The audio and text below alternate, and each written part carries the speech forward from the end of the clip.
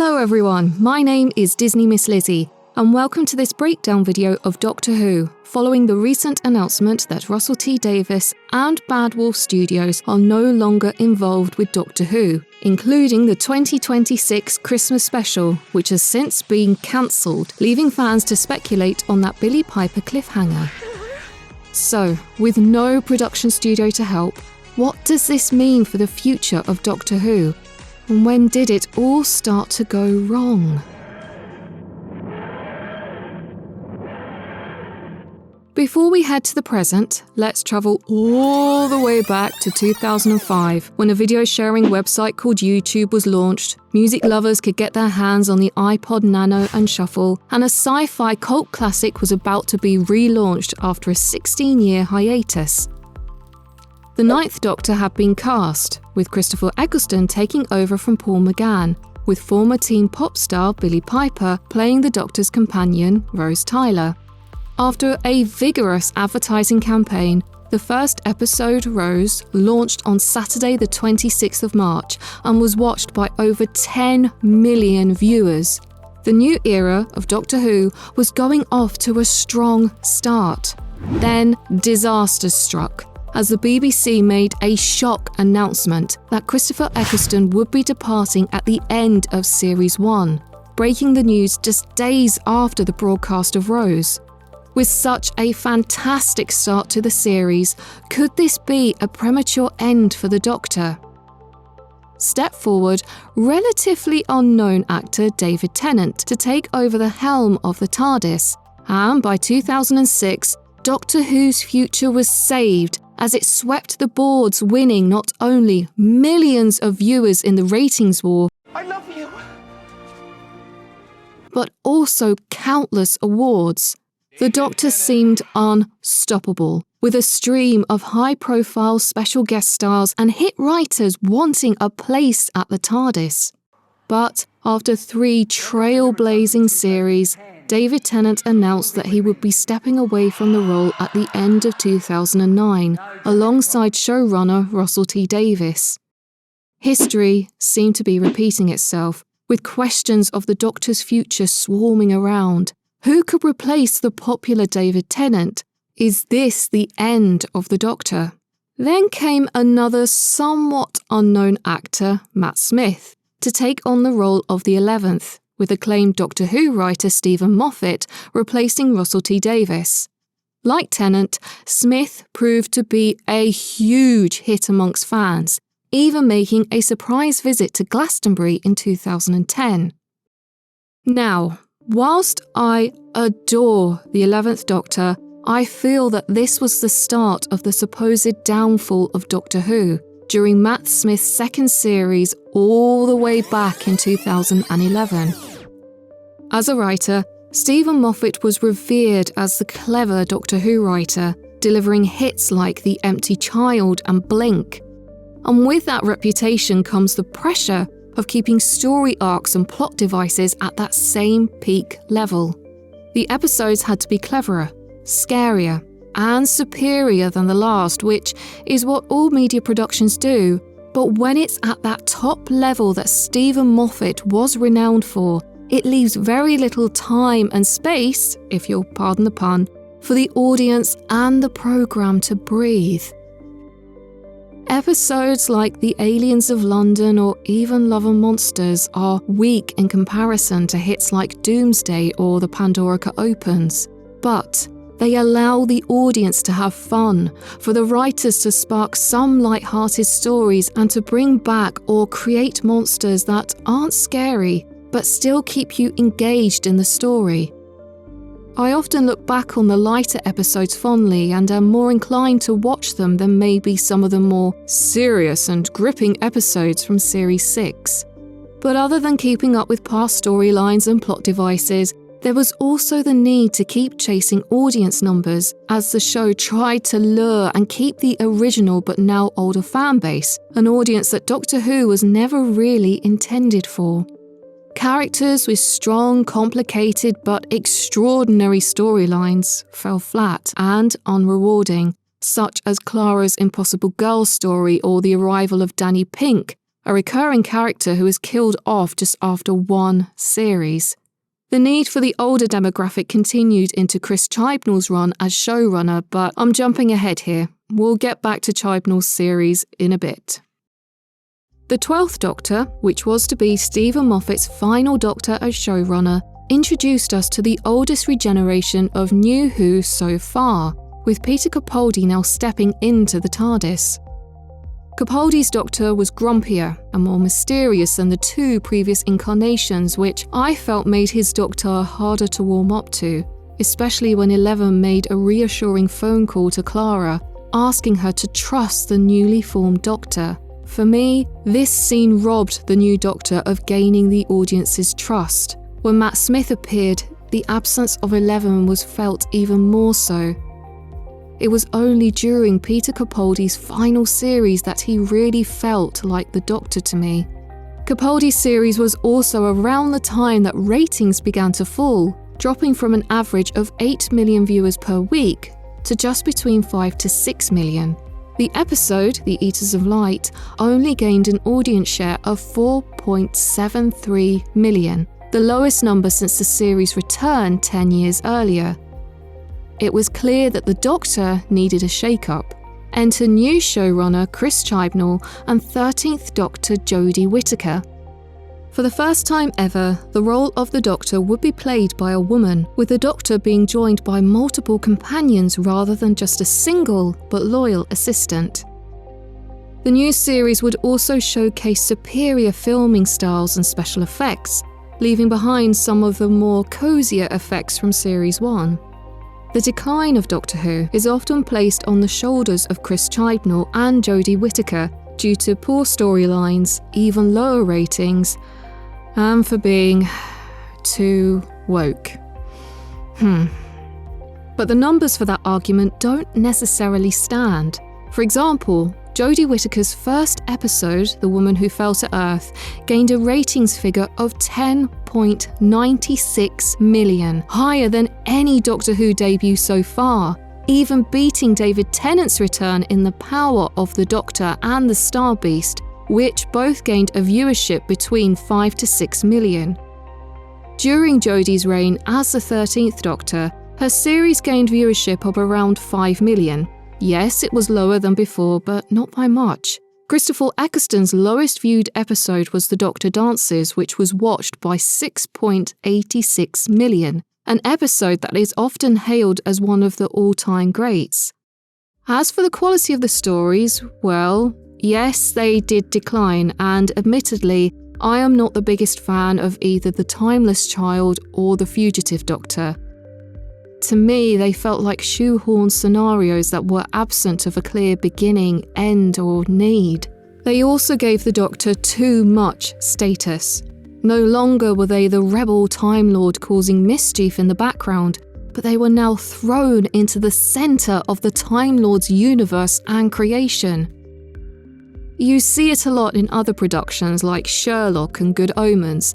The characters become something bigger than what they were originally meant to be, due to their ever-growing status in the fanbase. There were also so many missed opportunities for Chibnall to play around with instead, like the Master's return in Spyfall. As a Master, I thought Sacha Dhawan's performance was excellent, but the hard work and development that we saw with Missy during Series 10 all went out the window as soon as the Master's big reveal was made during Spyfall. Chibnall could have created such wonderful banter between the Master and the Doctor as they noticed their changed genders, even adding a fun spoiler moment for the Master if Missy was indeed the final incarnation. There was so much to play around with that it was frustrating to see. But other than recreating Doctor Who lore, the pressure was also on to keep up with funding that the BBC didn't have. As the first and only fully public broadcaster in Britain, the BBC relies on income from not just merchandising and selling productions to other countries, but also through the television licence fee, a take-up that has seen a drastic decline over recent years. Over the past decade, the BBC has lost over £1 billion in profit and a 10% drop in households paying the licence fee. The fall in numbers can be attributed to different factors, such as several high-profile scandals that have rocked the corporation, viewers switching to more on-demand platforms like Netflix and YouTube, and pressure from previous governments. So once again, Doctor Who's future was in doubt. With another showrunner and Doctor to leave the series and funding for episodes becoming increasingly difficult to find, who could save Doctor Who again? Step forward, Russell T Davies, Disney, and 2 new Doctors, Ncuti Gatwa and David Tennant.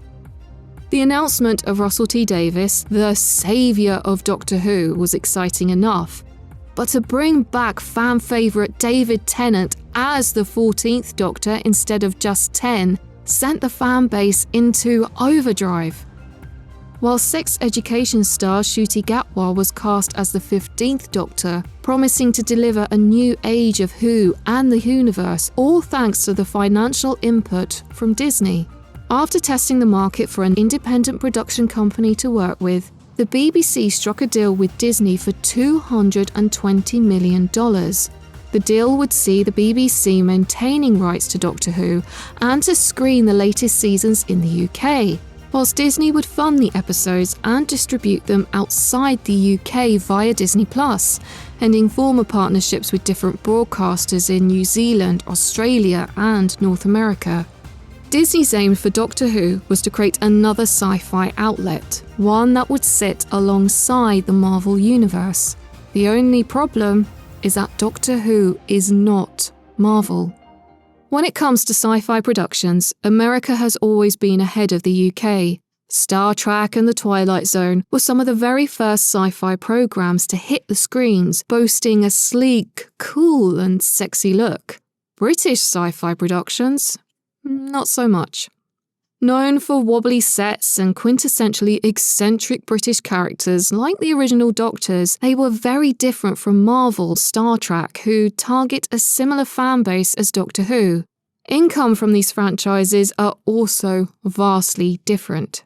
For the BBC, Doctor Who is worth over £100 million, which is a phenomenal amount. But compared to Marvel, which has seen billions of dollars pouring in from their cinematic universe alone, the Doctor cannot compete with its popularity. Throwing money and revisiting your greatest hits isn't going to improve the production. Having David Tennant return as a newly regenerated Doctor for the 60th anniversary made my year and then some. But would I say that the episodes delivered? Not really. The marketing and the hype for the 60th was centred around the Toymaker, one of the oldest Doctor Who villains. It was going to be the battle to end all battles, but for Neil Patrick Harris to only appear in the final episode felt like a massive cop-out. At present, I've yet to complete Season 2, but from the episodes that I have seen, a lot of it feels recycled. Even the first shots between the Doctor and Belinda are reminiscent of the Doctor and Martha's first encounter in Smith & Jones.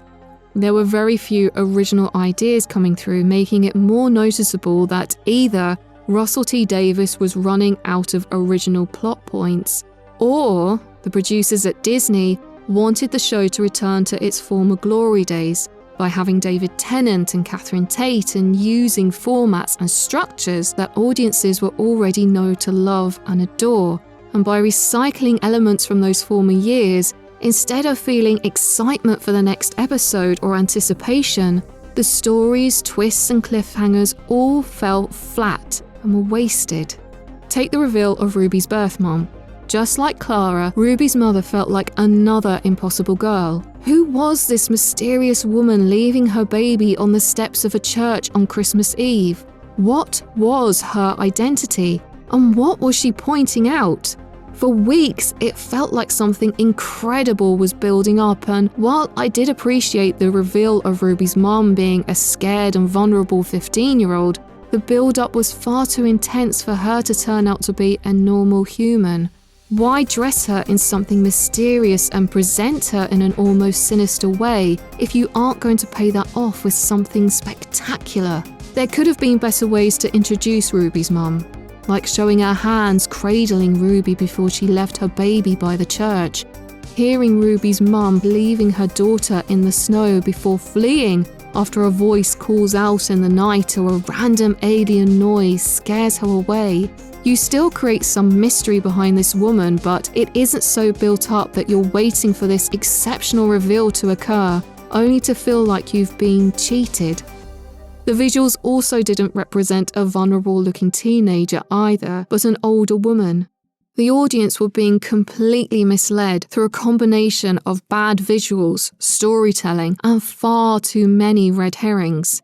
The inspiration for Ruby stemmed from Star Wars Episode 8, The Last Jedi, when Rey was on a mission to discover who her real family were, believing that her ancestry was just normal instead of, well, let's not get into that plot twist. Anyway, as a companion, I really liked Ruby. I thought her family were great, she was good fun to travel with, and there was still so much to learn about her that she could have stayed for at least another season. As for Belinda, I couldn't warm to her. I felt there was something missing, but as to what that could be, I'm not sure. I am planning to finish the rest of season 2, so I will reserve my judgment until then. Now, it may seem like I'm complaining about the latest series and seasons with the 13th and 15th Doctors, but I want to make it clear that I liked them. I thought they were great fun, and I felt that Ncuti captured the Doctor's quirks very early on during the Christmas special, The Church on Ruby Road. Whilst one of my all-time favourite moments from Doctor Who comes from 13 building her own sonic screwdriver in The Woman Who Fell to Earth, whilst the bus scene in Rosa is one of the most emotionally powerful driven scene in the show's history. Both of these Doctors were let down by poor storytelling and character development. They were excellent Doctors who deserved better, and I really do want to make that clear. At present, the future of Doctor Who remains uncertain, as the search is on to find another production studio to help fund it, along with a new Doctor to take over the Tardis. Any future series for the spin-off The War Between Land and Sea have also been cancelled. The only new Doctor Who content that fans can look forward to is an original animated series by production company Blue Zoo for CBBCs, with work already in production. Obviously, the rumour mill is awash with theories and insider claims that they cannot find a new actor to play the Doctor, as the role is now considered a poisoned chalice. Personally, though I would love the series to come back, it must be for the right reason, with the right production crew, and more importantly, a passionate showrunner and production company to take Doctor Who back to its original roots, a family sci-fi drama about an alien time travel and their human companion. Strip away the Doctor's godlike status and make them the rebel that they once were. Give us silly stories again, ones that allow the episodes to breathe, creating the guilty pleasures that, yes, we know are terrible, but are actually loved by the fans, that will then help to build up the suspense for a butt-kicking finale. This is what made Doctor Who such a hit in the first place, and why it remains one of my all-time favourite shows. Everybody lives, Rose. Just this once! Just this! But what did you do that for? Who sees a ladder and just pops on? So what did you call him? Will I blush? I love it. But that's enough from me. I want to know what you think of this breakdown. Do you think the show went downhill? And if so, why and when? Would you like to see the return of the Doctor? Or do you think it's best to let the Time Lord rest? Let me know in the comments below. Anyway, thank you for watching this video. And don't forget you can check out more Doctor Who content by hitting that subscribe button and checking out some of the other Doctor Who videos on the channel as well. Anyway, have an awesome day and I will see you in the next video. Okay, bye guys, bye.